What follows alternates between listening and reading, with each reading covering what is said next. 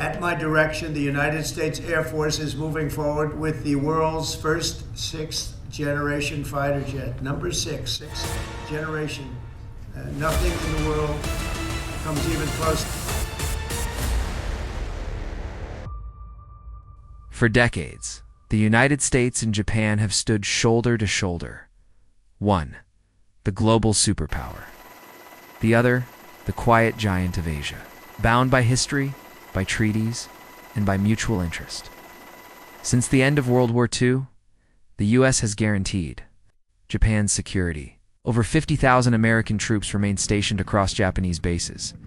For nearly 70 years, Japan relied on the United States to defend it from external threats. Missiles, warships, intelligence sharing, all of it flowed through the American alliance. And for a long time, that seemed enough. But now, Japan is rethinking the very foundation of that trust. Cracks in the alliance first. There's the issue of political instability. Japan has watched, with growing concern, how rapidly American foreign policy can change. From president to president in one term, America champions alliances. In the next, it questions them. Trade agreements torn apart. Security deals renegotiated, military priorities shifting overnight when former President Donald Trump questioned why the U.S. should defend Japan at all. It sent shockwaves through Tokyo, because if a future American president shares that view, Japan may be left alone. The Japanese government began asking a difficult question. What if the U.S. walks away? Not because of betrayal, but because of exhaustion. A world on fire second, there is the burden of global overstretch. The United States is everywhere. In Europe, it backs Ukraine. The Middle East, it supports Israel and counters Iran.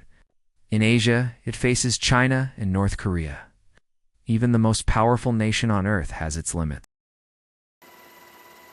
And Japan knows, in the fog of global crises, America's attention could be divided.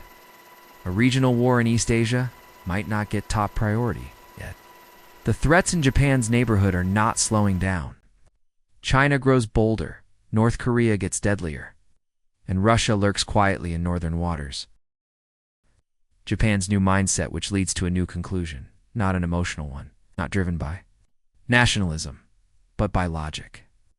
By necessity, Japan must prepare to defend itself. Not because the alliance is broken, but because no alliance is ever guaranteed. We will defend ourselves, if not for today, then for the uncertain tomorrow. Japan is already acting. It is diversifying partnerships with Australia, the U.K., India, and even NATO. It's building a domestic defense industry.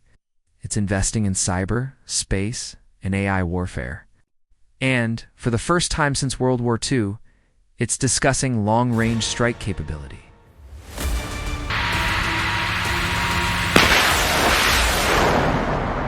Imagined, make no mistake, the U.S.-Japan alliance is still strong. But it's changing. It's evolving from dependency to partnership. Japan no longer sees itself as a passive player under American protection. It sees itself as a co-leader, contributor, a self-reliant force in a region where peace is far from guaranteed. The world has changed. So has Japan.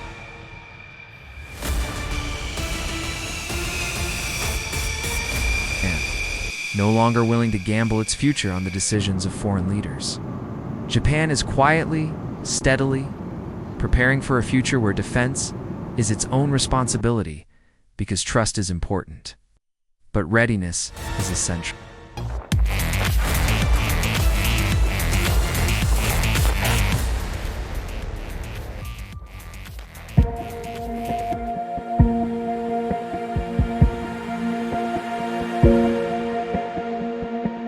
If you found this analysis informative, don't forget to give the video a thumbs up. It really helps this channel grow. And if you want more deep dive geopolitical content like this, make sure to subscribe and turn on notifications. What do you think will happen next? Drop your thoughts in the comments below. I'd love to hear your perspective. Until next time, stay aware, stay informed, and keep questioning the headlines.